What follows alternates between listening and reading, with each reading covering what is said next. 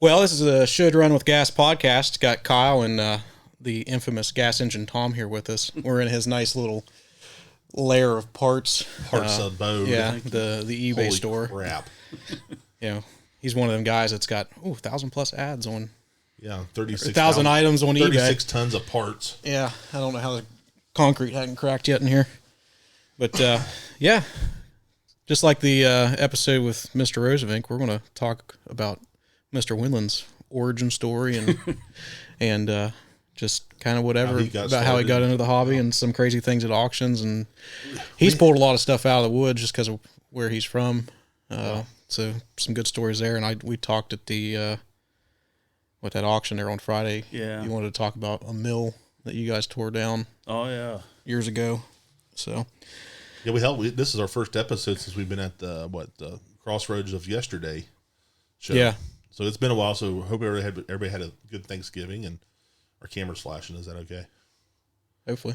Okay. Yeah, that means it's working. Okay, cool. So. Well, yeah, hopefully everybody had a good Thanksgiving and all that good stuff. And yeah, and then I'll actually edit this one and have it out before Christmas. Maybe even the same day. If not, Merry Christmas and heads up. Yeah, I hope you guys had a good Christmas too. Yeah. I mean, today is what is today? December 17th. So yeah, I got a couple days. Yeah, it'll be all right. Yeah. Anyway, so let's jump into it, Tom.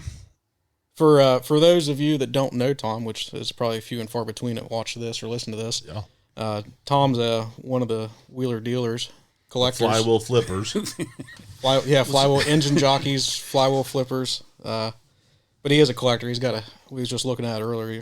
How big's that building? You're 65 by 40. 65 by 40, and you can't even walk in it, and literally can't. It's all good quality stuff, other than some stuff near the door that's just for sale. Yeah, that just came in. It's for sale, but definitely. It's a hell of a collection. Definitely some nice stuff back there. Thanks, guys. So, I guess we'll start with how'd you get into it? I know your family's got some stuff and some history. Because you guys are kind of you grew up in the oil field area, right? Yeah. I mean, down north of Marietta, Ohio. Yeah. Caldwell, yes. I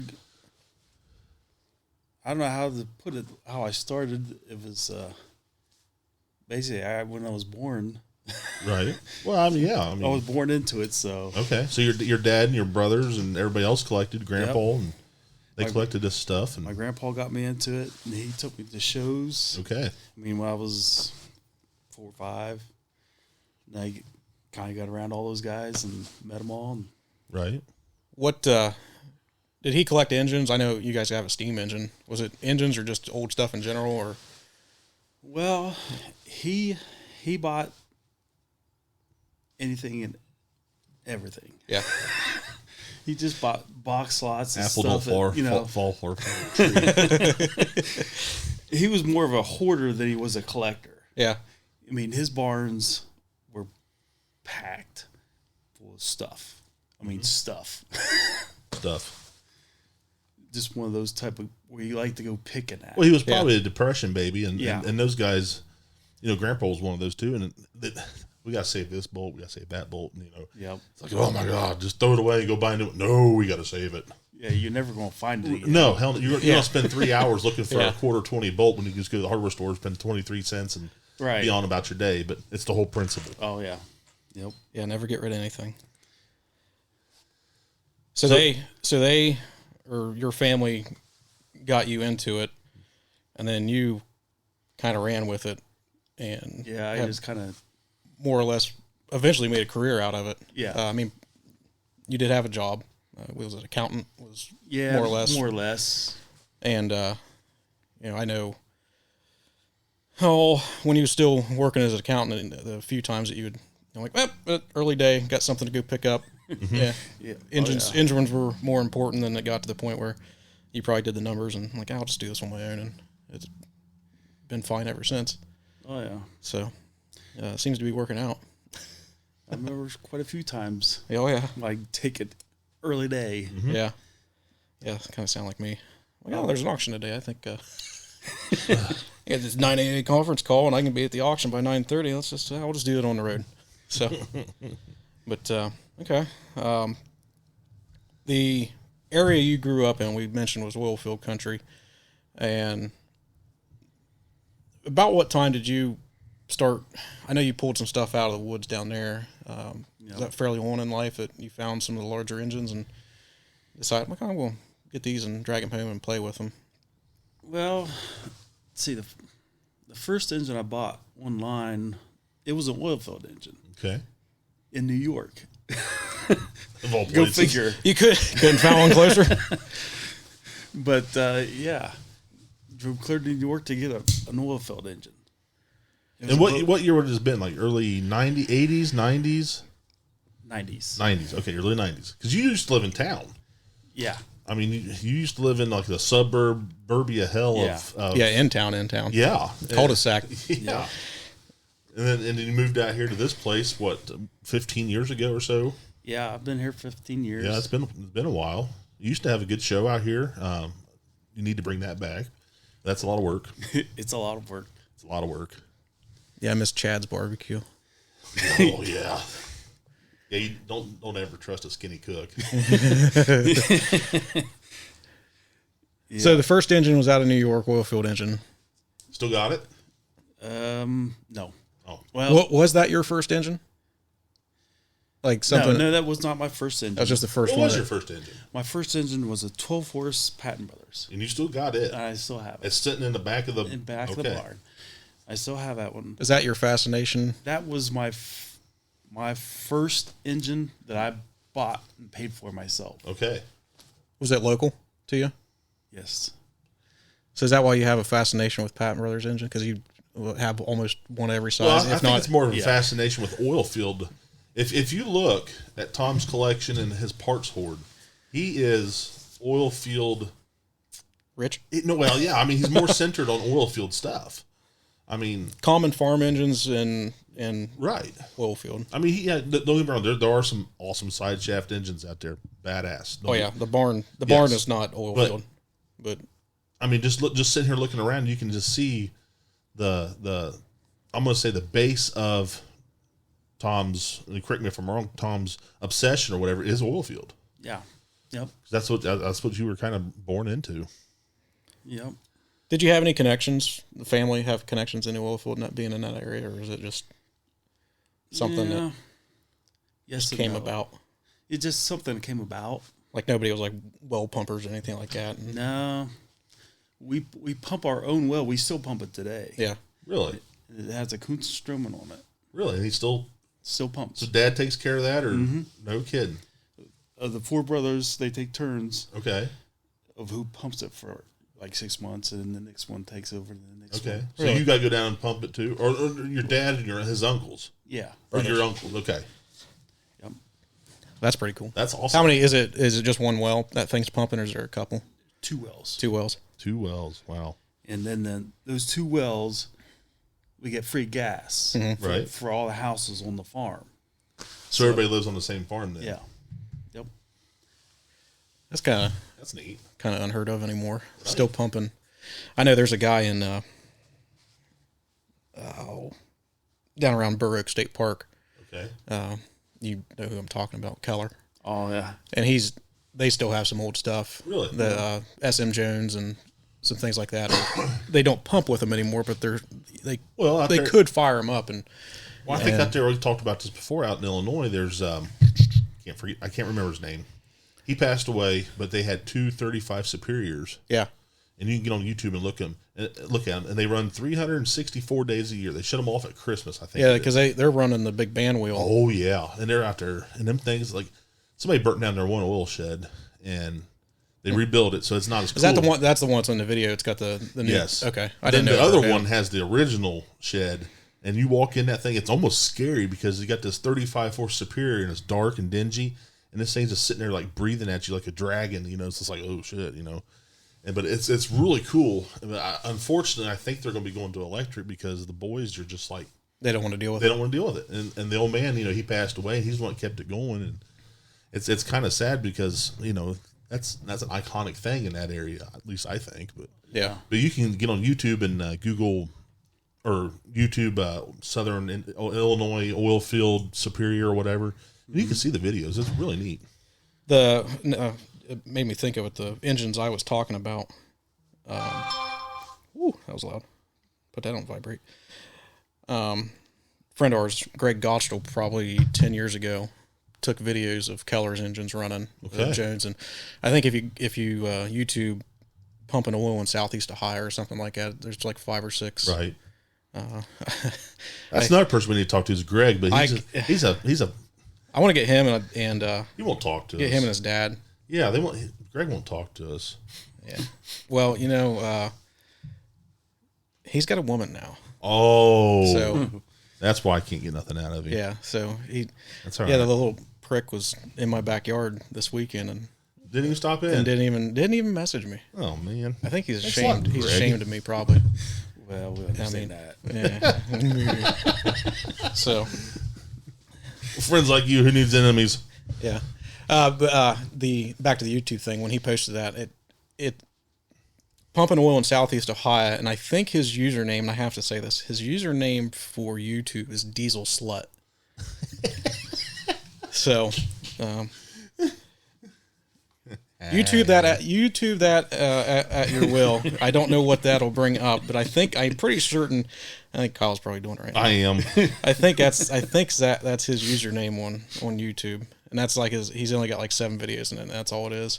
But they're cool videos because, like I said, it's a little SM Jones pumping unit, and Keller's got a Reed that's on electric that pumps multiple wells, and then kind of a funny story. Well, Diesel Slut did not bring up what I thought it would bring up. We'll table. Do you need to excuse yourself for a minute? No, we'll table that one for later. All right. Bunch of whistling diesel videos, and that guy's an idiot. So whatever. But where those engines are at, I still work for the railroad, but I used to take empty coal set down to the Burr Oak coal mine down there. Well, it was literally right behind this guy's land, and we used to have a little crew vehicle that we could go drive around on. Well, I'd go get the train when I was a conductor. I'd go get the train, and the engineer would be loading the train. And I'd get in the crew vehicle and go down to Keller's and BS for 45 minutes until we had to make the switch to get to the other track to finish loading the rest of the train, or the next crew came down to finish it. So, yeah, it was kind of fun to go down there. And plus, I'd cruise. It's right around Corning, so old oil field country in Ohio. And, wow. Yeah, it was. See, you guys have been around that stuff all your lives. Yeah, I grew up around it. I've lived in the middle of a cornfield all my life. I mean, it's a flat. Yeah. I mean, there's nothing. We got corn and beans. That's it. Windmills. Yeah, windmills. Ridiculous, but. So, Tom, about what year did you start Gas Engine Tom? Well, that was my email sign on Gas Engine Tom. Okay. That was on Harry's or whatever? No, for Hotmail. Okay, Hotmail. Yep. Okay. Dating yourself. Everybody makes fun of me of that. It's all right. So is it still GasEngineTom at hotmail.com? Yep. Is it really? Everybody keeps making fun of me. I didn't even know Hotmail existed. Yeah, everybody it's like keeps ICQ saying it's probably him keeping it going. Yeah, MySpace. Yeah. But I don't know when that was. Okay. Around 2000 probably. Okay. So 23 years ago or so. Yeah, it's been. So you really started this full time. You've been in this 23 years full time. Full time. Well, not really full time. You still worked there. I still worked. I mean, I retired 8 years ago. Right. So. Okay, so you started this business full time 8 years ago. Full time. But you were doing it part time 23 years ago. Yeah. Okay. Or before that even. Right. Okay. Yeah. I can remember the first time I met you. Me and Dad were looking for our first engine, and I don't remember where the auction was at, but we bought a 3-horse Jaeger, and there was a guy, Tom, that was up there buying everything, and there was like an 18-horse ball that had been sitting out, and then there was a big Novo there. I don't know if he ended up with that Novo or not. It was like an 8-horse Novo, a big, huge one. And I didn't know him at the time. And we bought the Jaeger, got it home, and this would have been around the time you probably started. Because I would have been in 6th grade, 7th grade, something like that. So that would have been 20 plus. I was in 8th grade in 2001. The math just ain't mathing. Yeah. It's okay. As I say, you were pretty young when I met you. Yeah. Well, I was trying to think in my head. Right. I was in 8th grade in 2001. So probably I think it was between, I'm trying to think when we bought that engine. I think it was between 6th grade and 7th grade. Okay. So 99, 2000, somewhere in there. We was at this auction, and he had bought the ball engine. The only reason I remember this is because me, as you both know, I'm a little bit of a smart aleck. The ball engine, he ended up with it, and we went down to the Black Walnut Festival, and he was down there and had a trailer load of stuff. And I kept calling it like a 20-horse ball, and I didn't know that he was the one that bought it, and I kept correcting Dad like I always do, correcting him, and, just being a little annoying 10-year-old or whatever at that age, 14-year-old, and he shut me up and goes, "I bought it. It's an 18-horse. I have it at home." I'm like, "Oh, okay." I'll shut up now. That was my first interaction with him, and then I think I went over, and it may have been from there. We was looking for another engine, and I know I still didn't have my driver's license, and I ended up with a 3-horse, one of those Iowa oversized Associated, and I remember coming to your house and getting it in the one in the cul-de-sac, and you didn't have anything sitting in the driveway. Everything was still in the garage. The homeowner association probably still didn't care about you at that point, but right. I remember coming over in the garage and Dad pulling up and it's like, "What? Where are we going?" Because I lined all this up to find this. He had an ad on Engine Ads or something like that, and I bought it. And this is before Craigslist, then. Oh yeah, this was Engine Ads. This would have been around the same time I met you. Okay. Through Engine Ads and Smokestack and all that, and I bought that engine off of you, and then I think ever since you were close, and I've been pestering you ever since. Mm-hmm. Which we've, I think we've become good friends. We messaged back and forth quite a bit, and gone on some pics with you and some things like that. Good times like that. You and Randy went up. We went up to New York. With him, yeah. That was like 7 or 8 years ago. I think I'd probably been right around the same time that you first really started getting into it, and which I've learned a lot from you, and parts identifications and things like that, and just kind of judging what things are worth and going to auctions. And I always hate it when you or John show up to an auction. But I know because now it's just like, well, whatever. Yeah, I'm to the point like, whatever. I'll bitch you up. I don't care. There's no friends at auctions, but it's so mean. What? No friends at auctions. There isn't. I know. You ever met a friend at an auction? Nope. But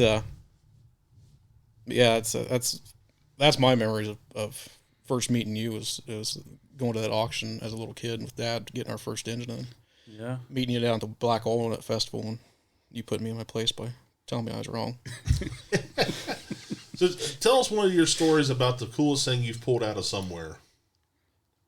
Oh, there's a lot of those. Oh, I know there's a lot, but what's your favorite one? What's your favorite? Well, reminisce a little bit here. Can you remember something like that? Back to my first engine that I bought. Okay. The Patton Brothers. The Patton Brothers. I was 13 years old. Okay. And it was total luck that me and my grandpa found this engine. Right. We bought a Reed. He bought the Reed. Okay. It was a 12-horse Reed. It was laying in the mud. Right.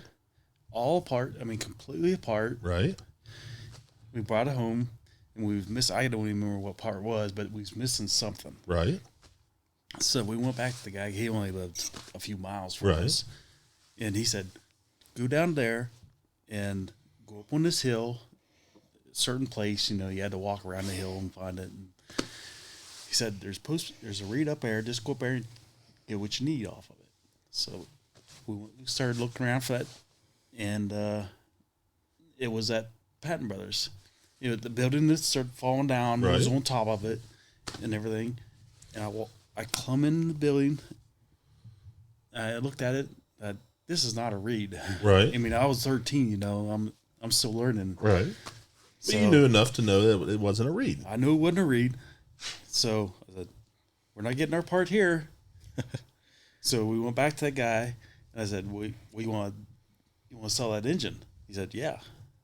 And he said $25. Oh boy. It had to have been worth more than that in scrap at that time. Oh yeah, it was worth more than that in scrap. Yeah. And see that when was that? That would have been back in the mid '80s. Okay. Somewhere. And Grandpa reached in his pocket and he couldn't get $25 out. He says, "You got $25?" I just happened to have my wallet. Right. So I paid for it. Right. And I wouldn't let him pay me back. Right. So it was yours. It was mine. Right. So did you guys have to get like a dozer or something to get it off the hill, or? I was going to get pictures of it and show you guys, but I didn't have time. Well, do you have them here at the house? Yeah, I got them here in the house somewhere. Well, send them to me, and I can throw. You can edit them into the. Yeah, I don't have to edit this right away, so send them to me, and I can put them in there. So how'd you end up getting it out? We had it was across the creek and up a grade. We had to take a dozer. My uncle had a dozer. He had a John Deere. I don't know what size dozers are, but we spent the day up there getting this thing out. Right. And if you didn't know right where you were going, you would never find it. Right. I mean, it was the trees were so cluttered up around there, you would never found it. But we finally got it out of there. Really? With the dozer. Drug it down the hill and put it on the trailer and brought it home. Brought it home and it was stuck. Okay. That was a whole nother story. Got it unstuck. I got it unstuck. Made it run. It took a while, but I got it. Oh yeah. And that's probably one of my biggest wish I wouldn't have done. Right. By cutting the shaft off. I got you. It had a long shaft out one side for the clutch. Right. Mm-hmm. Well, I'm thinking, I want this as a show engine, you know. Mm-hmm. So what we would do back then days, we just took the power hacksaw out there and cut it off. Right. Rosevinked it. Yeah. Yep. So how long did you show that, or did you just locally show it? I mean, I'm sure. Well, Grandpa or Dad or somebody had to. Yeah, back in those days, I couldn't drive. You couldn't drive, so. Grandpa would have to take it. We went to the Walnut Festival in Woodsfield. Yeah. And went to Caldwell, down in Bethel. It was a Harvest Fest. Okay. Which was only 7 miles down the road. We put it on a trailer. It was old. I don't know if it was a bus or maybe it was a camper or something. I don't know. It was a home built trailer. It was a real turd. To be nice. Okay. But it worked. Right. And that's how we got the engine around. Oh, the good old Patton. Like you said, you still have that one. Yep. You'd have to show me. I wouldn't know which one it is. You'd have to show me which one, but I think almost everybody we've talked to has their first engine. For I just about just sentimental value. Mm-hmm. I mean, that was my first engine that I bought. Yeah. Right. But I had engines that were Grandpa's. Mm-hmm. You know, I never paid for. He actually ended up giving to me before he died. Yeah. And you still got some of those too, don't you? I still have some of those. And I don't know how old I was, maybe 11 or so, when I started working on that one. It took me a couple years to get it running. And I could tell you some wild stories about that one. Another pride and joy I know is his. I seen you look at it. Oh yeah, I've been eyeballing it. The wooden engine. Oh, the wooden engine. Yeah, back here on the shelf. You were in the Gas Engine magazine with it. Yeah. And hell, that was probably 20 years ago. At least. Yeah. And you still have it, still sitting back here on the shelf. I see it. Yeah.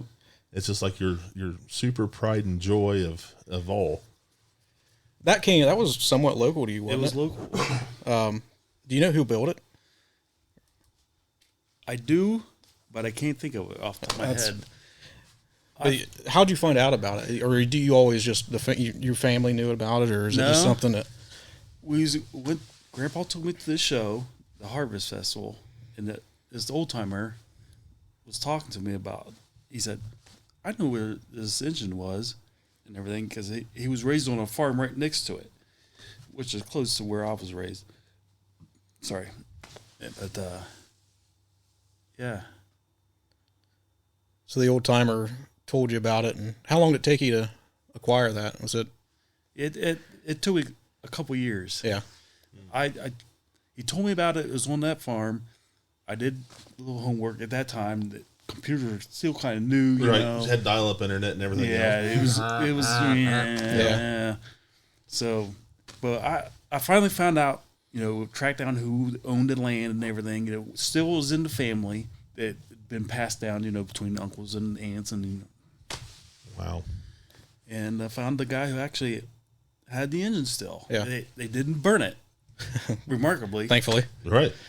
And he was actually going to start working on it to make it run. And I looked at him. I said, "This is what it would take to make it run. Would I do it? No." Yeah. Right, because it's old wood. It's wood. It can fly apart. Right. We'll take a picture of it and put it. I couldn't remember the flywheels. Are flywheels wood? The flywheels are wood. With a metal banding, with metal on them. I couldn't remember. It's been a while since I've seen them or seen it. The whole thing is wood. Well, you can actually read about it in the Gas Engine magazine. I don't know what issue, what volume, what year, whatever, blah, blah, blah. I'll Google it and find find it and link it to the... They put the Young Collectors. Yeah. Yeah. You're like one of the first ones of the young. I think he was the first. I was the first one. The Young Iron or whatever. Yep. And you were in there, I think. No, you didn't. No, they won't publish nothing of mine. I've sent them stuff. I've been published twice. I was in Young Iron, and then I have sent them articles. I have sent this and that and everything else. Screw you, Kyle. Like, thanks a lot, pal. Matter of fact, I just got my renewal notice here. I don't know, this past week. I'm like, I don't know if I want to renew it. Oh, just do it. I know, but man, we should reach out to them and see if they'd want to sponsor. Well, that'd be awesome. Well, there you go. Yeah. Well, the other reason I say that is the people we was talking about earlier, Engineers and Engines, I think sponsor them. Oh, really? They do an ad read. I listened to their newest one, KR Huff. Okay, yeah. And they started it out with an ad read for I think it was Engineers and Engines. Really? So it might. Yeah, there we go. Might be. Maybe we can get something from Gas. It was. Yeah. Try to get somebody that can hire Anarchy or something to get us into the Gas. I've been trying to get him to sponsor us. He's like, yeah. I don't want to associate with you guys. Right. Here you can have a koozie. Yeah. For my WD-40. Here you go. Yeah. Well, he don't really use the WD-40. He's more of a diesel fuel. Yeah, diesel fuel. Hose it on with a bug sprayer type of person. Yeah, I made a comment there the other day. Had pictures of that Fairbanks Moore's tea on Facebook, and I think you sprayed more on the floor than you did the engine. It looked like. Yeah. I'm like, jeez. But I mean, on that topic, I like using WD-40. It seems to stick around a little bit longer. But bringing paint out, like diesel fuel's a good one. Even cleaning an engine that's got good paint on it. Cleaning with diesel fuel. Oh yeah, is a real good way to get the grease off. Dawn dish detergent works actually really well too. And bringing the paint back out. Diesel fuel's a good one, like you said. Dawn dish soap. I mean, if you can clean a duck with it, right? You can clean exactly. You can clean a duck. Yeah, you ever seen the? Thousands of ducks get killed by the BP oil spill every year. Valdez oil spill still affecting ducks. They're out there scrubbing a turtle shell with it, and cleaning a little duck. But maybe we can get Dawn dish soap to sponsor us too. I doubt it. Oh, I have. This is some breaking information. I have discovered a new way to strip paint off of engines. You going back to the? I'm listening. You listen to this? I'm listening. Drain opener. Yeah, that's what I was. Drain opener. Drain opener. Like, go to Lowe's, go to wherever your place. Drain opener. Just get it. I was using the sulfuric drain opener made by Zepp. It's $10 a quart. You put the sprayer right on it. Don't get it sprayed on yourself because the shit burns. Spray it on there. Let her sit for... He says this like he knows. Oh, yeah. Let it sit for 10, 15 minutes. Hose it down again. Let it sit for 5 or 10 minutes. And then power wash it off. Works great. Works great. You did that on that Fairbanks Y. Yes, I did. Now the paint was so thick on that on the flywheels and stuff that we actually had to end up needle scaling some of it off. Well, but wasn't that engine sandblasted then painted? Yes, because I noticed when you took that paint off, it brought it down to like bare cast iron. It took it straight down to bare. That engine came out of the cast iron. Colonel Herndon collection out of Florida at one time. I don't know if you ever heard that name. It don't mean nothing to me either. But somehow it ended up here in Springfield, Ohio, and eventually made its way to my house. So, but it was a nice shade of blue. Oh, it was Smurf blue. No, it wasn't Smurf blue. It was more like a darker blue. Dark blue. Yeah, like a dark Smurf blue. But I was researching. I was doing like, what can I use for paint strip? Because paint stripper is freaking expensive. Yeah, period. An oven cleaner ain't oven cleaner like it used to be. And I was watching TikTok of all things, and I seen one of those restoration guys on there using this chemical, and so I messaged him. I said, "What kind of chemical is it?" He goes, "Drain opener." I'm like, "Well, shit, bingo." So I got to sulfuric acid and this and that, and it'll eat paint. Oh yeah, but don't get it on yourself; it burns. Wish I'd have known that. Well, you know now. So your mileage may vary, but I had good luck with it. Now I can tell you don't listen to the podcast because we've talked about it before. Oh, we have? Yeah. Oh shit, I forgot. It's all right. Okay. Keep bringing it up. Okay. Yeah, there you go. Okay. Drain opener. Hey now. Have at it. What?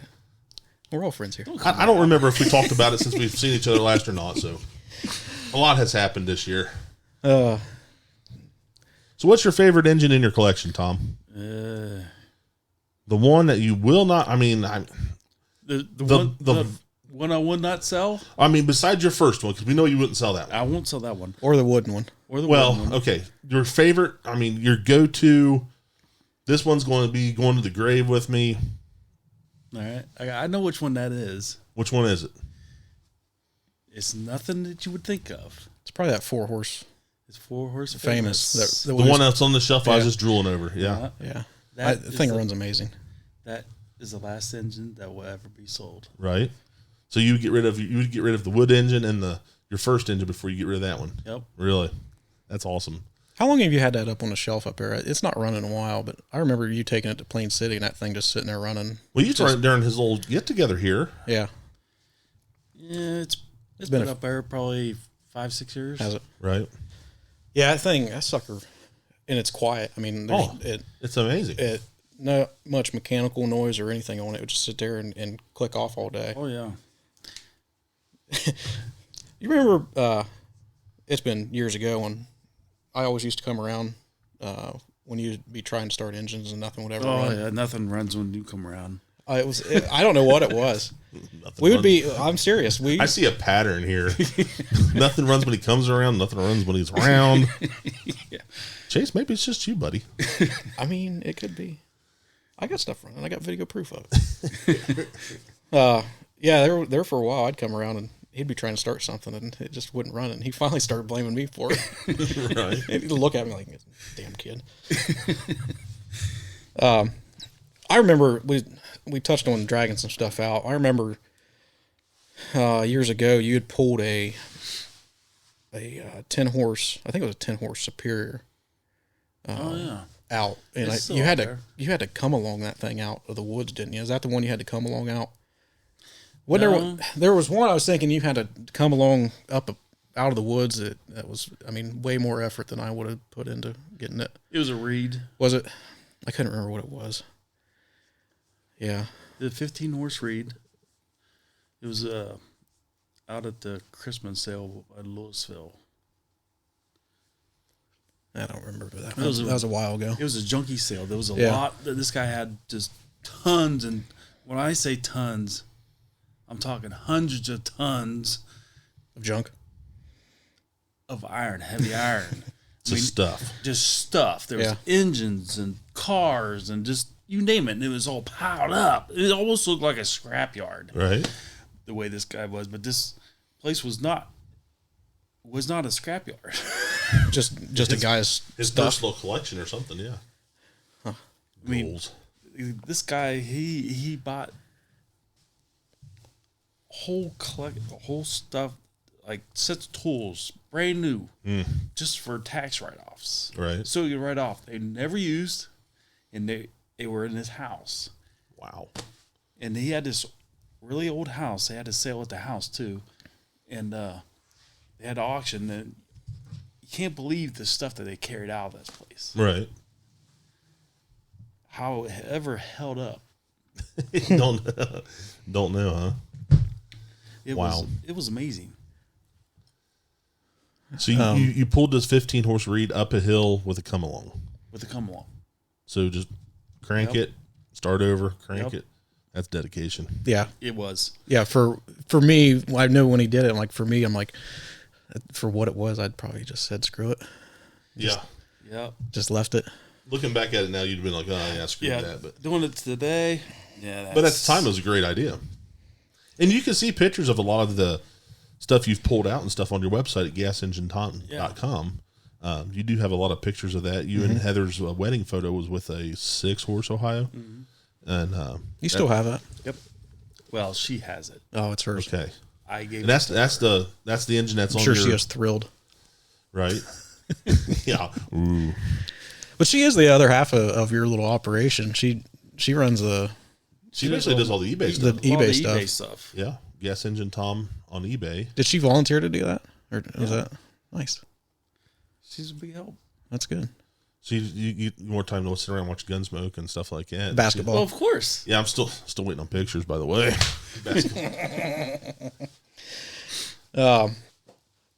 Trying to think. I was going to. Oh, the mill. We was talking there Friday when we was at that auction.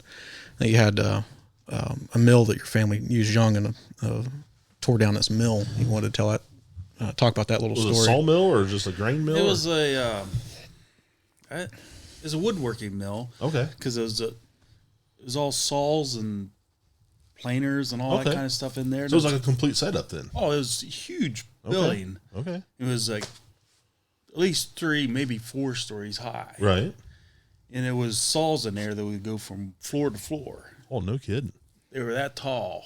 Wow. They were big outfit. Right. I mean, we got some of that stuff in the barn. Right. And like the table saws are like 15 feet long. Oh my gosh. So you guys tore this, you and your family, dad, grandpa, brothers. Not me so much because I was I was a little fella. Right. Okay. I was probably like, well, I'm guessing I was like in 2nd, 3rd grade somewhere in there. So you were there enough just to make things more difficult. Yeah. Okay. And one day, the family. He's a little slow. He's usually still in bed at this time. Right. Well, yeah. But one day I stayed home with Grandma. Okay. She stayed at the house and watched me, my cousin. He had a go-kart. Yeah. When we was riding a go-kart around, and, right. And I'm just like looking behind me. Where is he at? Because we're tracking around, and he's like racing around the yard, and he's on another one, and then we're coming behind this. My uncle had this. I don't know if it was a 150 or 250, but one of the older trucks, and it probably it sat off the ground pretty good. In that go-kart, I went right underneath of it. Right underneath the back of the truck. Because I turned around and was not watching where I was going. I was so young. Right. And caught my face. Oh, shit. Yeah. Wow. I had stitches all over my face. So this was at the time that you guys were tearing down the sawmill then. Yeah. They were working on the sawmill and you guys were out dicking out on the go-karts. Yeah. Yeah, okay. Yeah. Patterns never change. No, I was going to say that I see where the go-kart fetish came from. Yeah. Yeah, you got a couple go-karts right here. Your kids, you like them and yeah. So you guys still got this sawmill thing? We have some of the equipment, yeah. Really? Still have it? Like some of the sawmill went into my house. Okay. The big beams, right? Because it was a hand-hewed logs and everything. Right. They put them underneath the house, jacked the house up when they built on. Okay. This house here? No, not this house. Oh, no, the one I grew up in. Oh, okay. Oh, okay. The original homestead. Yeah. Okay. Yep. I'll be darned. That's kind of cool. Yeah, not many people do that anymore either. Yeah. No, well, I mean, reusing stuff like that. Usually, you're in that industry where tear it down, throw it away. Well, it's like we had here recently a customer of ours. She bought a house. It was an old house, and she was going to fix it up and rent it out or flip it or whatever. But I think Tuesday we're going to tear it down because it's so cost effective to rebuild it than it is to knock it down and build a new one. So. Yeah, that drives me nuts because there's a lot of stuff that gets torn down. Well, there's some Mennonite guys, or I think they're Mennonite, out by us. Within the last 2 weeks, they have bulldozed out from around a 2-story house, and this house is now sitting about 10 feet in the air on stilts. Building a basement under it? I think they're putting a basement underneath. It's kind of cool how they're doing it. Well, that's what we did with my house. Really? We put it up on stilts and jacked it up, maybe a foot, 2 feet. Okay. And they had a dozer go in there. Yeah. And dig it all out. That's what the dozer's going underneath this house. It's just sitting there on stilts. It's like, oh my gosh, people are still living in it. It's like, oh my God. Okay. Yeah. Well, if you follow my Facebook, we moved a couple train engines yesterday. Yeah, I seen that. My neighbor, that was a nice petty boon that he was using. My neighbor bought that here, I don't know, a month or two ago at an auction, but that come out of the sawmill in Arcanum, Ohio. Okay. And I remember that petty bone this was when I was in grade school. There was a house next to the gas station in Arcanum, and that's what they did there. They jacked the house up and put beams underneath of it and wheels or whatever, and they used that petty bone that was owned by the sawmill to pull this house down the street to reset it on its new foundation or whatever. It was kind of cool. Huh. So all these years, the sawmill was next to the football field, and the football field was next to the school. So I seen this petty bone since I was, kindergarten, all the way up through high school and everything. And yesterday it was at my house, the same machine moving my crap around. It's it's kind of cool. That thing must have been really big. That's good size. Because it made the what was you picking up? Those little Plymouth locomotives, Made them look small. Picking them up, made them look small. Yeah. And I know how big they are because I've been around them. Right. Yeah, they weigh about 10,000 pounds, and he just, I'm like, whoa. I had to look twice at the pictures as to what he was hauling, or at the videos. I'm like, I think like little generators or something. Oh, no, those are locomotives. Yeah, little locomotives, And everybody on Facebook's like, are you building a railroad and stuff? Like, well, I have been building a railroad for years, I've never finished it. Yeah, I brought you down some ties and tie plates. Well, it's still laying out there. I mean, I got them all set up, and I just got to get my rail put up, and I can move the caboose. So So we're trying to do that stuff for Kyle Spring. Try to get that done for Kyle Spring, which is April 19th and 20th of 24. So put that in your guys' calendars. The Brookville Motel is completely sold out. Nice. So, just find something local. But I might actually come down for more than 3 hours. Bring your camper. Bring your truck. Bring Jeremy. I'll bring the truck camper. Okay. I ain't hauling that 40-foot thing down there. That's fine. I have something for you to do. Well, I live close enough, so I just drive.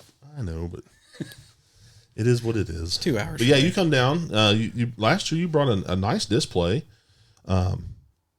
You brought a few engines for sale. I think you sold a couple or whatever, and everybody seemed to have a good time. And I think you come to the swap meet too, didn't you? Yeah. Yeah. And I'm sorry, the swap meet was like a blur for me. Oh yeah. I mean, I was loading stuff and this and that, and I missed the swap meet because I had other things I had to do. Well, that's okay. I had that Minneapolis cross motor to pick up. So. Well, that'll end up at my house eventually too. So at least I hope. I mean, maybe. Yeah, I got room for it. I sure as heck don't. I haven't even unloaded it off trailer. It's still sitting on the trailer from the day I hauled it. Even better. Hey, I did. I got get 2 5/16 on the old pickup truck right now. I did get wheels for it. I think I told you that. I got rear steel for it already. Oh, you did get some? Yeah. Sweet. What was that? Beavers. Beavers. They're German. Yeah. Yeah. Well, the W in German is actually a V. Yeah, so it's Beavers. I didn't know that. I got an education on that back in the spring. Yeah. Oh, yeah? Yeah. That girl that come down from Minnesota or whatever, she's friends with them, and she gave us an education on how to say their name. Yeah, they had one up there. It was a smaller model, but it was like a 1730, and mine's the 2742 or same 28. wheels though.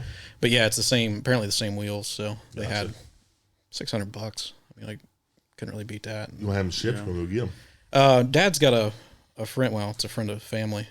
That's a truck driver, and he goes up there frequently. Bonus. Yeah, so they haven't called me to tell me that they've taken them off yet, but when they do, I'm just going to have him pick them up. And he can stash them on the truck somewhere, get something else on them. Yeah, he's a flat deck hauler, so. Oh, yeah, perfect. He'll haul them back. He hauled our steam engine home for us, too. He got a big old cat motor, single turbo. Get her done. Pick him up truck, eastbound and down. Tom, is there anything on the radar you're looking at, or anything? You got a couple projects out and about being worked on. Yeah, I got some projects worked on, but sitting out in the rain. I really don't have anything. What is sitting outside here in the rain? It's an RV, isn't it? Oh my god, an RV. Oh my gosh, it's sitting in the rain, so we can be in here. Sit in here in the heat. So nice of you. So nice. Yeah, of you. yeah. Just throw us under the bus. Justin Jenkins, he's working on a field for you. Yeah. What sizes is that? That's an 8-horse field. Camp stopper. Really? That's Speaking nice of fields. He does great work. 3 of those now, don't you? Yeah, I got 3 of them now. Yeah, 2 8s and a 12. And a 12. 4. What's the other one? Well, the other field is not a camp stopper. It's still a field. It don't matter. It's a size shaft, okay. But it's. Oh well, okay. I mean, for that matter, I've had a lot of fields. Right. I mean, I have no fields, so yeah. One is better than neither do I. One is better. Any of them's better than none of them. Yeah, I don't have anything on the horizon to go get or anything. But just like a 12-horse field guy, he texts me in the morning. And you're in the truck and hauling ass by noon. And then I went and got it. Right. In Phoenix, Arizona. Phoenix, Arizona. Oh wow! How long did it take you to get out there? 3 days of hard driving. Really? That's almost California. Oh yeah, I know. I mean, according to the map, it is. Yes. Yeah, I was like. So did you find anything else while you was out there? Well, I bought some other stuff while I was there. Okay. But all from the same person. Yeah. Yeah. But that was the ticket to get you out there. That was what I was after. Right. Absolutely. Because I've been trying to. I made an offer on that engine years ago. Right. And he wouldn't sell it. Gotcha. So nothing's on the horizon. Nothing shaking loose. Nothing's going to tell us about. Well, I mean, I don't know of any. Yeah. I don't know of any. Things have been kind of slow in the engine world right now. I think. I mean, personally, yeah. I've been trying to sell a few things, and not, I don't know if it's just a Biden economy or people's holding on to their money or what. Yeah, I don't know. But it's Christmas time too, so Christmas time, and I mean, interest rates are way up. Oh, interest rates are crazy right now. I'm waiting on the house market to crash again. Yeah, it's coming. It's coming. It's coming. But yeah, I mean, prices on eBay are still strong. Yeah, people's buying parts. I think people are getting to be more like we are, just trying to fix the crap that we got. That's where I'm at. I mean, I am too. But I mean, I bought a lot of crap this year that I didn't need to, and now I'm to the point I'm like, you know what? I've bought all this stuff. Maybe I should actually work on it instead of just letting it sit around. It's like, okay, I've got the bragging rights to say I can have it, but then I show somebody it and I'm like, oh, we thought this would run. Right. I'm like, you don't know me, do you? Right. Well, I mean, like a Stickney, you should get that running. Speaking of running too, so you know what. So speaking of that Stickney, Kip Maggart made a head for me, and I won't name any names. Justin Jenkins forgot to grab it while he was up there. Oh snap! So because they just come through the area a couple weeks ago. Yeah, that time. Yeah, they were him and a couple other guys did a big world tour. Yeah. Of gas engine stuff. So. He never did tell me. So Kip called me and said, "Hey, your head's done." I said, "Okay, well, how heavy is that thing?" He goes, "Oh, it's probably like 20 some pounds." I said, "All right, well, I'll find a ride for it. I'm not going to worry about shipping it. I'm not ready for it anyway." And he's actually making the guts for the mixer. Now, did he do the machining on it, or? I didn't ask him to. I for the $100 that I paid for it, I highly doubt it. So that's okay. Yeah, I'm not worried about it. I'll have Chris or somebody do it, or take it down to Greg and have him do it. But I think that my engine was tore apart to get Perry's engine. That I think it was Perry. Almonds, whatever it is. Sold it a few years ago. It was on a Bettendorf cart, and it was a completely redone, had all the bells and whistles on it. I think the reason mine was tore apart was because my engine was used as the patterns to get that other engine going. Okay. Well, then all that stuff never made it back, or if it did, it got lost. And then I bought that Stickney in 5 lots to get it. Right. And I got to talking with David Sundry, and he told me that, Larry, that was bidding against me on it, told me that Kip had a head. Well, then I got to talking to David Sundry. It has a couple 10-hopper Stickneys. Kind of filling me in. I'm like, yeah, your engine was the tore apart to make parts. So I'm getting the original head back, essentially, but it's not the original head. It's the pattern from the original head. I gotcha. That came off of mine. That's all right. So, I mean, it's still kind of original. Hey, in today's world, if it's originality over functionality, sometimes you have to do functionality. Yeah. I mean, this stuff is not around like it used to be. I mean, granted, we do have several people in the hobby that dedicate their life and business to parts, obviously. Yeah. But there's just some things that they don't have. And in order to get stuff like that going, sometimes you just got to bite the bullet. The recreating of parts that don't exist is something that fascinates me, and it's something I want to get into. That's my goal for like this coming year. I don't have the patience for it. I want to learn how to do CAD drawing. Right. And I want to get a 3D, kind of like what Hazard does. Right. And I want to learn to do it for myself. And I was also looking at those 3D scanners for the cheaper, like they're around $1,000. I want to get one of them and to play around with one of them and scan stuff and then print it and remake it. And absolutely. Things. Just something to do. And something in all reality, for the YouTube channel. Bill's one of the few, or the only one. Well, there's a couple on the Steam. There's a few on the Steam side of the hobby. Yeah. But on the gas engine side of the hobby, I think Bill's like the only one that does that kind of stuff. Yeah, I think so. And I'd like to learn how to do it, not as maybe down the road, because Bill's not going to do it forever. I mean, unfortunately, he's not, but yeah, he's damn good at what he does. Oh my gosh. Man. And I don't know how he does the volume that he does. That's a service for everybody. Yeah, it's the same as you guys. There's a service for you. Oh yeah, yeah. You're right. The 5-horse fluted hopper air motor I have, I got the head off of Tom. To have is that the one you just out there rubbing on? Yeah. Okay. Well, I was going to take about killed myself getting back to it, but he knew. Well, let's go back to how I got that engine. Oh boy, it came up on Craigslist. Okay. And I messaged. Something about it was weird, but it was a nice painted up engine. It all looked right, but it had an updraft mixer on it. And then the exhaust came out of the top of the head. I'm like, that's kind of weird. So I sent him a picture of it. Well, that prick gets on Craigslist and finds it and calls the guy and buys it. Oh, boy. You SOB. He goes, I'm getting it home. It's yours if you just ever want to. Oh, yeah, but if you buy something out from underneath them, you might. It wasn't even that. Okay. It was one of those. I bought it for whatever. It was cheap for what it was. He goes, I bought it. You can have it, but if you go to sell it. Oh, absolutely. I'm like, okay, that's fine. Then he gets it and he looks at it, and I finally figured out what the head was. It was a Fuller and Johnson head. He's like, I don't want it back. It's like it was not worthy to have back. So I had it, and I'm like, I'm going to find a head for it. And the deep well pump engines they're 5-horse and they have the same head. Right. And you see some of them come around. I'm like, I can get one of them cheaper than I get a fluid hopper, and I'll just steal the head off it. Well, yeah, I haven't found one. So 7 years I've probably had that thing, and it was just last year he sent me a picture of an all original one, and he knowing that I'd want the head off of it, and we worked out a deal. He loaned me the head, I think right before Cool Springs, and I gave it to Bill.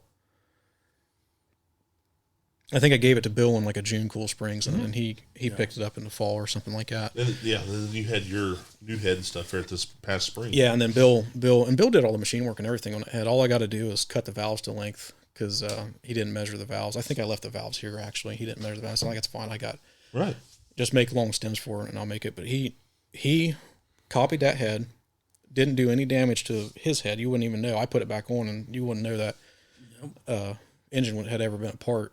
And Bill copied it, printed it, cast it, yeah. Yeah, and I need to get that. The other reason I haven't worked on it is because, stupid me, I got the storage side of the garage completely full of stuff, and it'd be like moving stuff in his to get something off one of the shelves. Well, it's wintertime. I mean, my barns are just a disaster too. So, and going back to working on stuff that instead of buying, I need to work on some stuff. That's one I want to get down because it's going to be super easy to get that thing going. Hopefully, right? Changing the head on it, and there's something. I think somebody reported a Babbitt in it, and they got the clearances on the gears too tight because it's got so much gear wine, and I want to make an offset shaft to kind of kick that cam gear away to get the spacing right a little bit. I don't know any other way to do it aside from pouring Babbitt again, and I'm not going to do that. So it's not rocket science. I just want to burn the paint up on it. Oh, so but if it gets to that point, I might. Well, you can always get some time saver too, and try this. Time saver makes a lapping compound that for steel and cast. They also make one for soft metals like Babbitt and lead and stuff. Yeah. They make the green label is for cast and steel. Mix you up some of that and get it spinning. Put a little bit in it and just lap it in. Maybe just a tiny bit off. It might work. It might. I could do that. Yeah. I mean, it'd be worth a shot, I think. But yeah. I mean, you're looking at $20 versus. Well, I can make an offset shaft. Well, I know, but you're gonna have hours up in that, So. YouTube views. Well, yeah.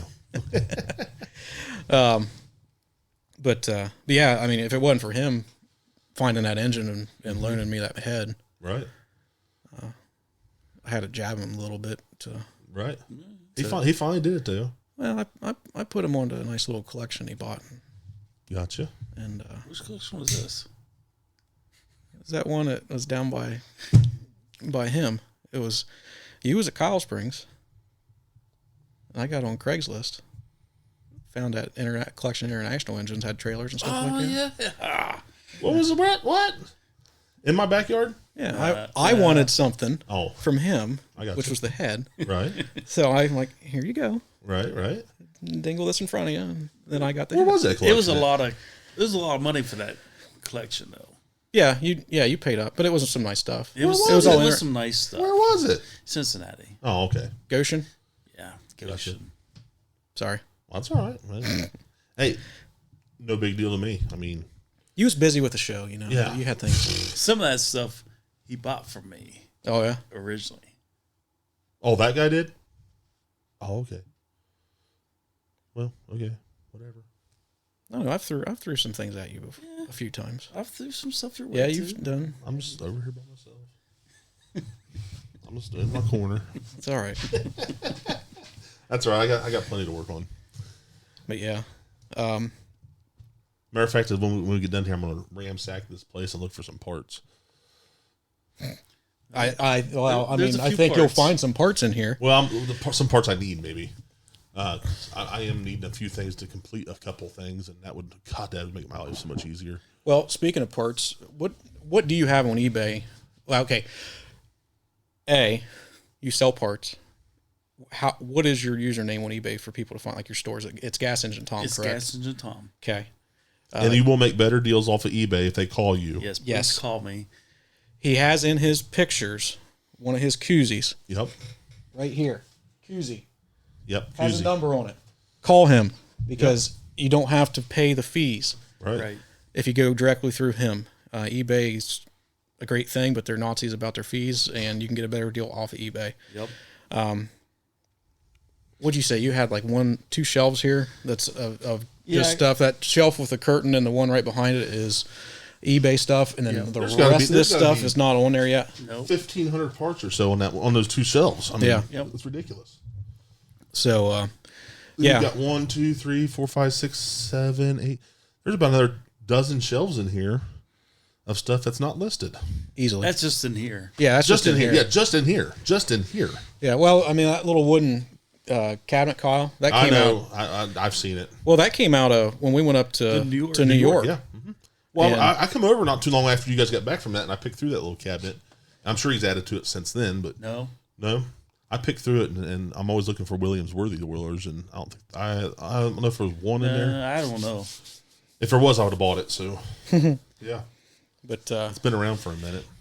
well, here's a good question. How do you determine like an engine if you're going to part it out or not? Because I'm with you. Common engines, you can buy one every day. There's 6 trillion Hercules engines out there, Fairbanks, Morse, Stover, CTs, and things like that. I don't bat an eye if I take parts and sell it off of that.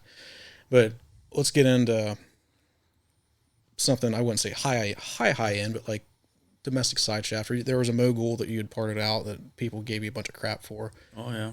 But I mean, that engine had problems, and how do you determine like I'm gonna not get something in the head? I'm gonna take it all apart and sell it piecemeal instead of lowering the price to I mean, what's your theory on that? Well, we've all come to the determination that this is necessary. I think the old fogies that were out there, like you buy an engine, you keep an engine, you don't part it out. I think that's a thing of the past now because there's so many guys that are in the hobby now that are looking for parts that you and John and a few others are, I mean, literally like a Walmart for this. It's kind of on a case-by-case basis. I mean, the Mogul, for instance, it wasn't a bad engine. It was a running engine, but the paint on it would not come off. Yeah, it was metallic bass boat baby puke green. Yeah, and it had to really sell that engine to somebody. I mean, it would have been a rock bottom. I mean, it was crazy. Yeah. So I just parted it out. And parting that one engine out probably made what, 10 or 12 of them different, complete and running. Yep. So, but I don't like it, but it's not the end of the world, But think about it. You have one ugly Mogul that is ugly. Oh, it was bad ugly. And you get 10 good ones. Yeah, running. Well, I mean, why not? It's just like a sacrificial limb. Yeah. Yeah, I still have some parts out there, but you're going to end up with that stuff. There's some stuff that just doesn't go bad that right. people don't normally need. Right. I mean, eventually somebody might need a flywheel or whatever you got left. Yeah. Or block or whatever. Yeah. I mean, Moguls are kind of known for cracked heads and cracked intake valve cages or whatever. Yeah. So yeah, those are probably the first ones to see you. Yeah. And then the nice lubricator on top or whatever. Yep. Those are probably name your price parts. Yeah, I mean, and they kind of are, but that's I bought a Mogul once, it was a 4-horse, I think, and I had it for sale, and it was a nice running engine. Mm-hmm. And who I sell to? Disney. Sold it to Walt Disney, like Disneyland. Okay, Disneyland. And went to California to put in their park. Right. And you've sold them several engines, haven't you, over the years? I've sold them a few. Right. Yeah. But, you've strayed them away from a few that you've had, too. Yeah, I told them, I think, I do not want this to be put into your park. Just, right. Because this is what Money, this engine was going to do. Yeah. I was like, I did not want to see that happen. Right. So I told them, I was like, you're going to let me take the mag and you're going to let me take the oiler off of it. Right. And they were fine with it. So they got an engine. Right. They paid me the price. Yeah. And I got to keep those parts. Right. I know we went earlier this year down to Disney with sister-in-law's kids and her side of the family. And Thunder Valley Railroad or something like that had a big Fairbanks, probably 6-horse winch engine that was down there. And then there was I think it might have been a vertical Western or I forget what standard, maybe. I don't know. But anyway, there was 2 or 3 nice engines sitting down there. Of course, I'm standing in line like, ooh, pictures. And, right. Mm-hmm. Yeah, but, I mean, they got neat displays, but they got endless money, too. Oh, yeah, absolutely. So everybody always talks about that one Reed or whatever. It's on top of that. Down Disney? Yeah, I think it's Disney. It's down Disney in Florida. Right. And that's what you sold them that engine too, didn't you? No, I didn't sell them that one. But I can't remember if that's a 12 or 15. Okay. There's always it's hanging from the ceiling, isn't it? Or something that's... Well, it's not hanging. Or is it sitting on a... I couldn't remember. Pedestal or something. Right. I couldn't remember. Yeah, it'd be something to get right picked up and put up there. Yeah, really. Absolutely. But if you have an endless checkbook like Disney has, no big deal, you know. Yeah. Yeah. They print money. Well, where are we at on time, Chase? Oh, right at an hour. Oh, okay. Keep going for a little bit more. We're doing good. Yeah, back to the parts deal. Not only does he sell parts, he sells complete engines. Yeah, you got engines, complete engines, running engines, beginner engines, intermediate engines, and advanced high end stuff. You're going to pay up for the high. There's a little stuff. Model T sitting outside, pulled in and started drooling over. Yeah, isn't that Tommy's? Is that the one you're talking about? Tommy Tucker. Well, he needs to come off of that thing because I'm already here, and I got a fetish for Model Ts here lately. I don't know why. I don't know why either. Well, you can have a fetish for just cars in general. Yeah, I can feel. I know. Yeah. I can make myself a lot of room. I got too many hobbies. You know, I got the engines, got the tractors, got the signs, got the pocket watches, got shit. What else? Lanterns, whistles, oilers. Yep. I got too many collections. Okay. And then another collection I'm kind of embarrassed about, but it's kind of funny. I got a collection of little miniature goddamn like frogs and hillbillies and stuff with big old wieners. I don't know why. And I got them proudly displayed. I got them proudly displayed in our freaking case right in the I see some editing coming on. No, I'm leaving that in there. I don't know why. I'm just at a loss for like how. I got a wine bottle opener. Looks like there's wieners in the course. I mean, I don't even know Chase why. is the loss. I don't even know why I have this stuff, but I mean, to each their own, I guess. Who even comes up with that idea to make that stuff? Well, I had no idea. I mean, I don't know how it become a collection. Like, Probably the Japanese, because there's like an entire museum in Japan dedicated to wieners. I mean, I don't know how I don't know how I even got this. Like, I bought a corkscrew, I guess. You know, a guy wine opener I got for Rachel. I'm like, this is funny, blah, blah, blah. The guy's got a wiener corkscrew, you know. The next thing I know, there's a little hillbilly showing up with a big old wiener. Then I got a frog with a big old wiener.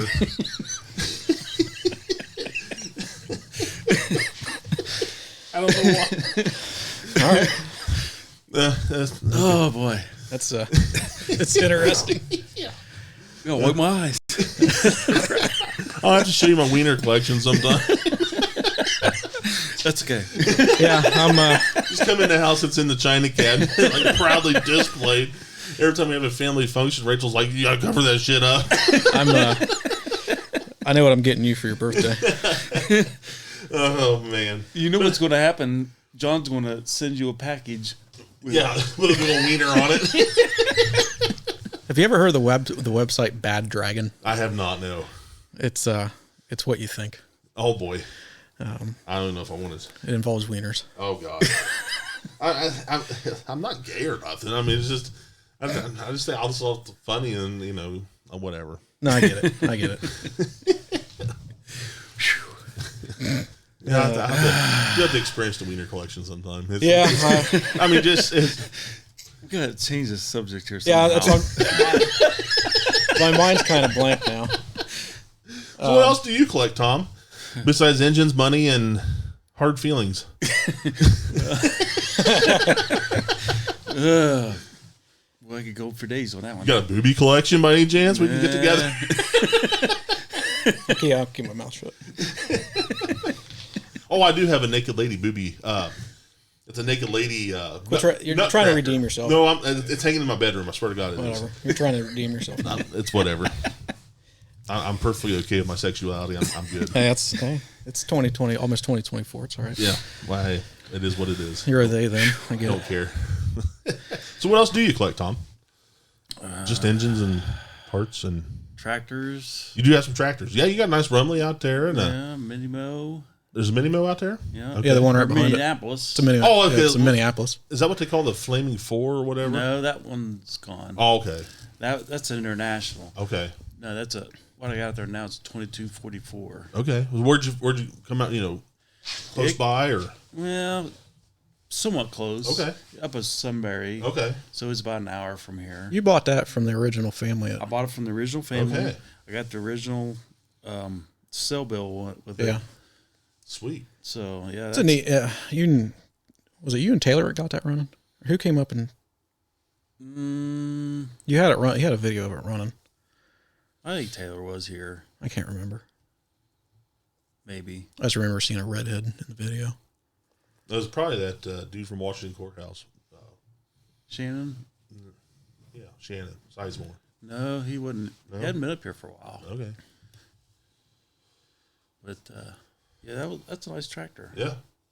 And then the Rumley come out of another local collection here. We've all kind of went and seen. Mm-hmm. Oh yeah. So hard to buy stuff out of that collection. Yeah. Oh my gosh. Yep. Very hard. Yep. But old Tom did her. Oh yeah, he stuck it right to him. Somebody stuck it to somebody, but I don't know who. Oh man. I think I got stuck. She was very hard to deal with. We went over there twice trying to negotiate deals, and it's just like, I give up. I'm done. I was there before he was. He knew about it, but I went there before he was there, and I tried to buy. There's that Ryder Erickson hot air engine. It was rougher than a night in jail. I offered him $5,000, I did too. and That she was a lot. she laughed at me, and she goes, "Well, I got a standing offer for 20." I said, "Well, you probably ought to call that person up right now and get that, because this thing, I'm ponying up money Right.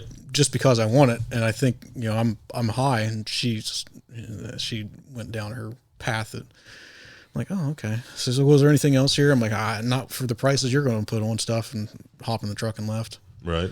I'm like, it was cool. It was an awesome It was- collection, It though. was It was really nice cool. to walk around. The and see amount everything. of stuff that guy had. Holy moly. Well, I mean, he bought stuff. He bought one of the little locomotive, one of those little trains, those Ottawa trains. Yeah. I think he had two of them. Yeah, he had two of them. One of the Sweet Potato Express come from Sweet Potato Ridge Road, which was just a couple miles from my house. Oh, yeah. And he was there to buy that thing that day, and by God, he did. I mean, he gave a pile of money for it, and everybody's just like, "Holy crap," And we always wondered where it went, and we just knew it was somewhere over by Columbus. That's all we knew. Well, then I went over with a couple friends of mine, and we walk in that part of that barn, and we look at that thing, and it's like, holy shit, there it is. Yeah. Like, we didn't know where it went. We knew it was around Columbus, but we didn't know where. Like, there it is. And I think that it sold in the Mecum auction here recently for like a quarter of what he paid for it.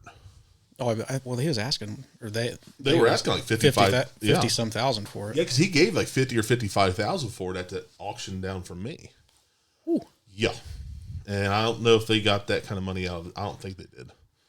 I doubt it. She told me 100,000. For both of them. No, each Oh my God. is what she was trying to tell me. Right. I need to book one of those trains that I don't. No, not for that. No. No, they had some very neat stuff there. I mean, everything from gas engines, diesel engines, to cars, to trucks, and Airplanes, Airplanes. circus equipment. yeah, I mean, amusement rides. Yeah, amusement rides. They had that Ferris wheel in there. It's probably still out there. Yeah. Yeah, or no, There's no, it's not. It's tore down last time I was there. Really? Somebody come and got it from down south somewhere, Wow. and they have a merry-go-round inside the Yep. building. Yep. yeah. And you can take a ride on it. Yeah. You can Yeah, they fired it up for us when Yeah. we were Same there. here. I wasn't in there, and I rode it. Of course you did. That's a very neat collection. I mean, the guy, you could definitely see what he was trying to do. He saved a lot of stuff by putting it all inside. Oh yeah, Because a lot of that stuff is them still, barns were like what 100 by 400 long. Oh, yeah. They were huge. They're enormous. They said they had an acre under roof. Yeah, I I believe, believe it. Yeah, it. It wouldn't surprise me if there was more than an acre in a roof. But yeah, and there was 4 barns. yeah. Yep. It was funny that the one bar that Carousel was in, they had it divided off. And you walked in, Yep. it was a whole bunch of stuff, and then you seen a door, and you're like, "Oh, that door probably leads to the outside." And you walk through that door, and then it's just another 200-foot long building that's connected. It's like, Right. holy moly! Right. It's just Very stuff neat. everywhere in there. I mean, it just neat to see. And I think Pickers had been there. Yeah, they've been there. Yeah. I don't know if it ever Well, there was another collection. aired or not, but No, there was another collection not too far from there that had the Pickers were there. It's the American Pickers Picking Nirvana episode. okay. And Do you remember the guy? I can't remember his name. He used to set up in Portland, had the big cast iron pigs, had all the railroad stuff. He was huge in the railroad stuff. I don't. But if you look at Google pictures and stuff, look at Portland. The year was super muddy. That pig was out there in the mud. Well, it was that guy. I remember that picture. Yeah, well, it was that guy. Okay. The guy selling that stuff. It was him. Oh, okay. He had passed away, and his wife was liquidating his collection, and the pickers come, and I went and bought a couple gas engines. This is after the fact that the pickers had been there, and just about everything was gone. Yeah. And so I bought these couple of gas engines out of this second-story loft type thing. I'm afraid of heights. We had to use a man lift to get them out as a pure cluster, but we got it. And I'm looking around, and he had different rooms for different themed stuff. And you could see on the floor where stuff had set. Like, man, this was an awesome collection at one time. This was unbelievable. Mm-hmm. And they still had a bunch of just railroad stuff. I mean, right. He was in a railroad demolition business, I guess, and did all this stuff. But I finally got to watch that American Pickers episode, Picking Nirvana, and oh my God, it was unbelievable. Huh. Unbelievable. Just gas pumps and signs and neons and just... Where was he? Around Columbus here? Or? It was around Lancaster. Okay. Lancaster, yeah. I'll have to find out. But that lady and this lady, the other lady, they're friends, or they talk, whatever, and everything worked out good. And I ended up buying a rare. If you ever watch that episode, in like the first 2 minutes, that Mike guy is crawling across a Railroad Express Agency's Ford truck. Well, I ended up buying that truck, and I sold it to a friend of mine, which now I think it's down in Tennessee or something, being built into a hot rod. So, okay. But yeah, it was kind of neat just to see. Speaking of pickers, wasn't John Davidson's stuff your Springfield? My Springfield was in it. Yeah, it was. You if you watch there was a episode with John Davidson. Yep. And John was an amazing collector. Yeah, yes, he was. And there's in that episode, I remember watching that when that came out, and there's a Springfield in it. And just stepped right over it. Yeah, I just walked right by it. Well, Tom ended up buying it. Right. That was before John passed away. Yeah, he was still alive. I remember that. Yeah, because I remember I was riding around with you on a golf cart. You still have it, don't you, Tom? Oh, yeah. Okay. Yeah, I was riding around with you on a golf cart over at Cool Springs, and I apparently just had to tell somebody he was getting it. Like, be quiet. I got to talk to John. I'm getting to Springfield. I'm like, who am I going to tell? Right. Yeah. I mean, always worried I'm going to tell. I keep a lot of secrets of people. Same here. Same here.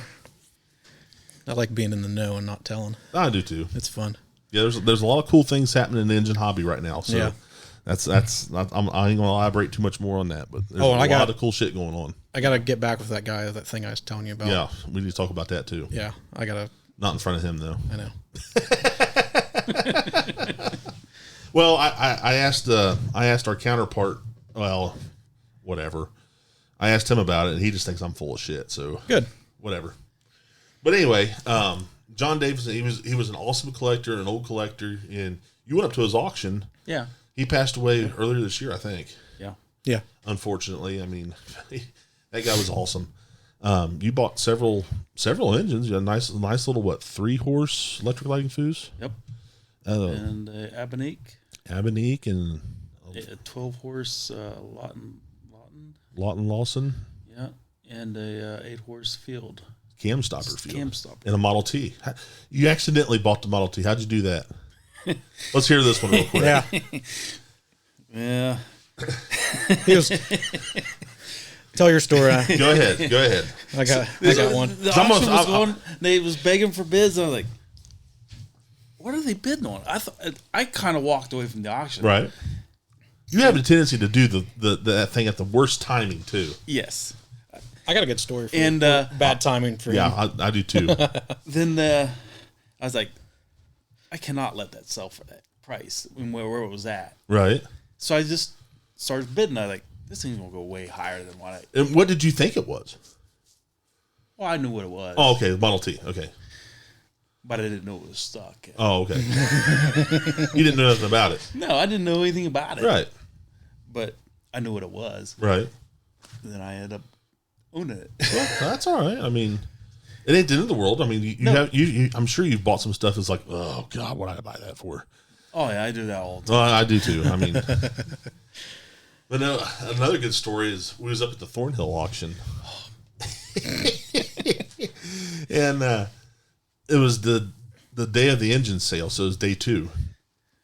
Nice and early. I think that sale started at 9, something like that.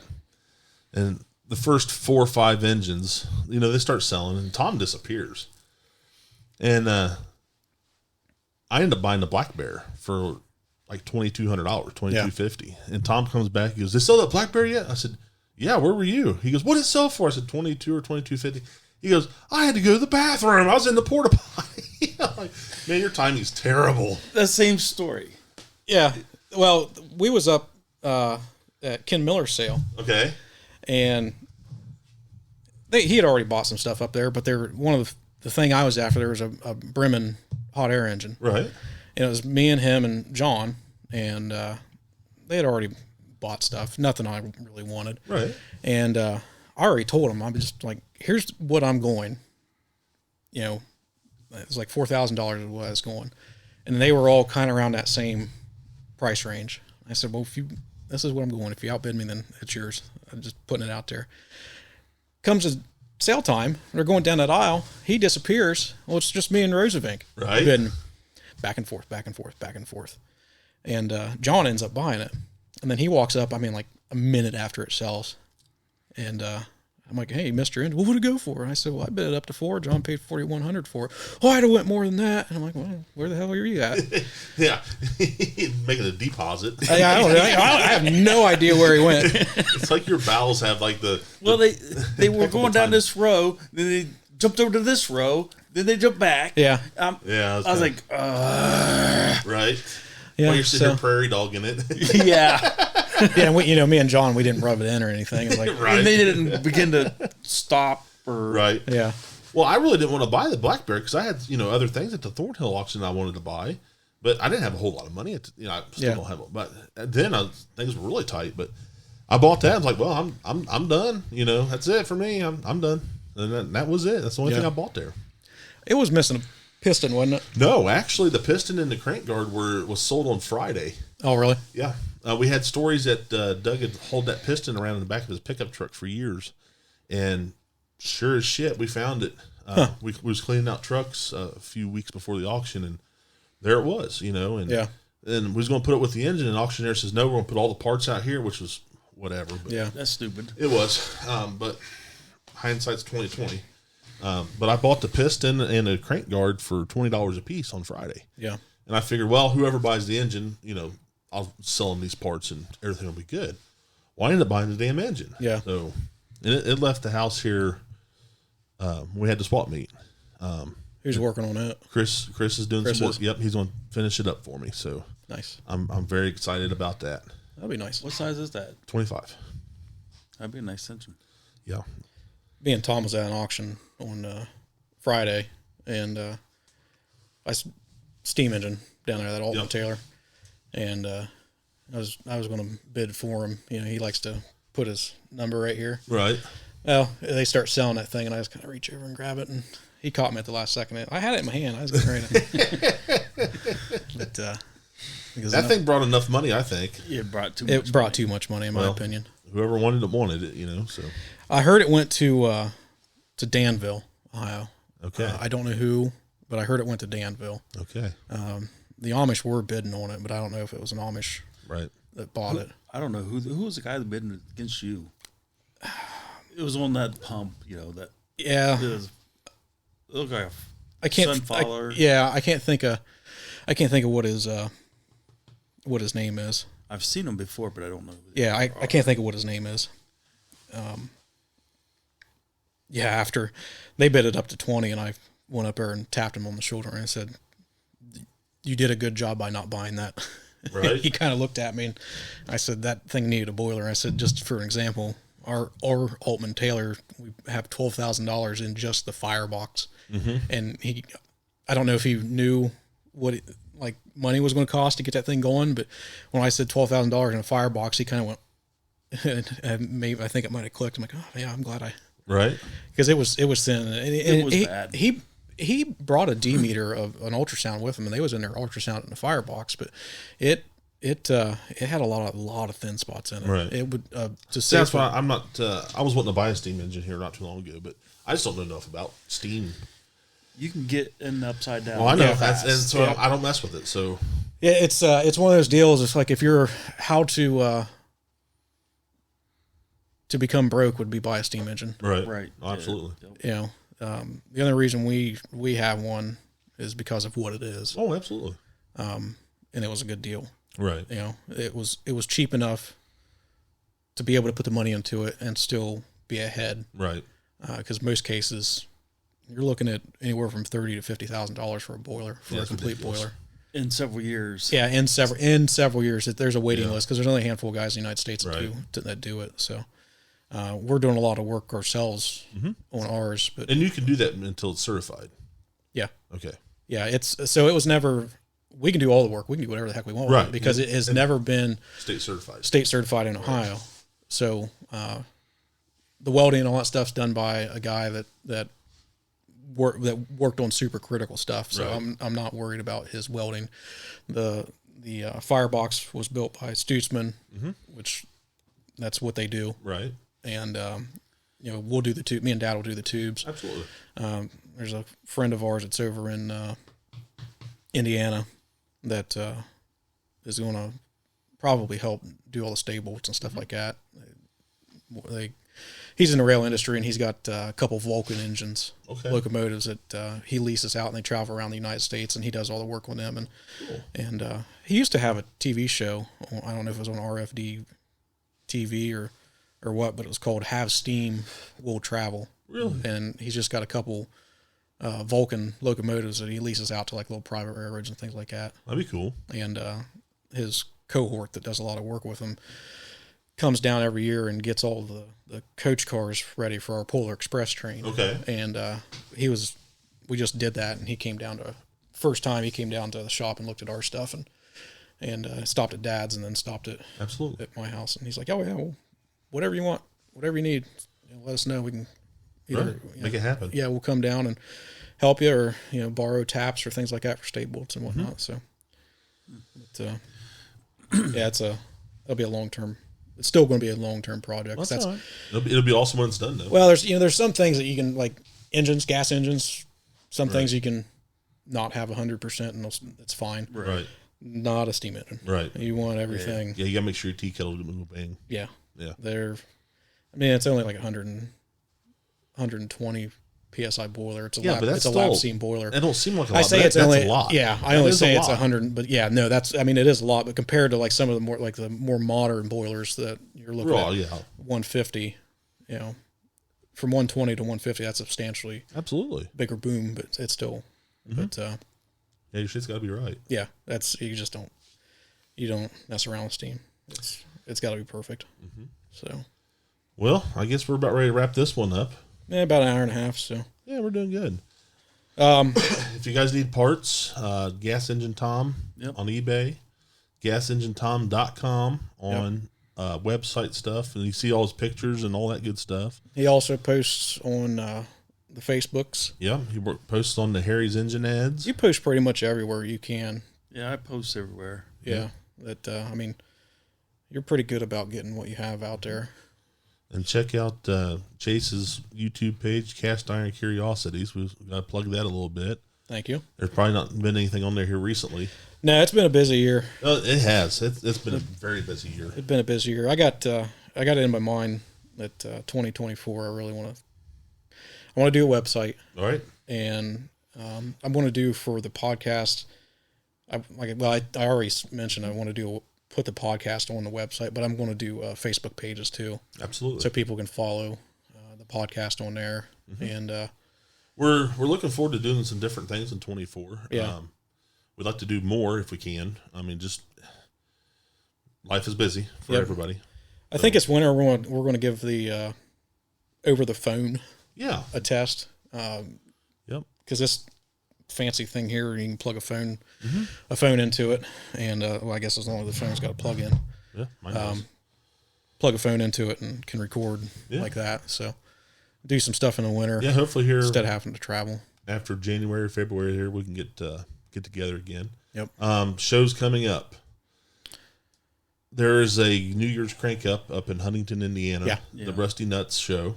Then the first Saturday in February is the Cold Ass crank up in DuPont, Indiana. Okay. It's just a small gathering. I look forward to that one. I hear about it every year. It's a good little time. It's a good time. Other than that, it's kind of until Portland, really. Well, Kyle Springs coming up in April, but April. Yeah, I was going to say Kidron, the Layman's Hardware show, but that's in May. That's usually one of the first ones I go to. Right. I've never been to that show. It's small. It's like 2 rows. It's maybe 300 foot long. Well, sometimes you find some of the best stuff at the smallest shows. Yeah. So I mean, there's neat stuff that shows up there, but it's usually a lot of common stuff. There was a small Hagen that showed up there. That I know the guy. I can't think of what his name is, but it was bits and pieces, and then he's a fabricator, and he fabricated the cylinder, and you wouldn't even know it was fabricated, but it was a I don't know, like 4 or 5 horse small engine, and I think that's probably the fanciest thing I've ever seen there. Gotcha. Well, other than that, we'd want to thank Tom for sitting down with us for a little bit here in his garage. Thanks for making room. Yeah, and putting your R&V outside. I hope you guys all have a Merry Christmas and a Happy New Year and all that good jazz. Yeah, this will probably be the last podcast for the year, so we'll talk to you again in 2024. Yeah. Try to get some more out there. You can always reach out to Chase or I and give us ideas or things to talk about or whatever. So yeah, like I said, it's probably I just need to do it, but Facebook page. I want to do that to get more viewer interaction. Yeah, if you like us on YouTube, hit the like button. Yeah, YouTube, and I'm current on the Spotify. Oh, you are? I am. Very good. I sat down and uploaded like 6 of them. Very good. So, current on that, and yeah. Other than that, that's all I can think of. So, until next time, go out and get your hands dirty. See you guys.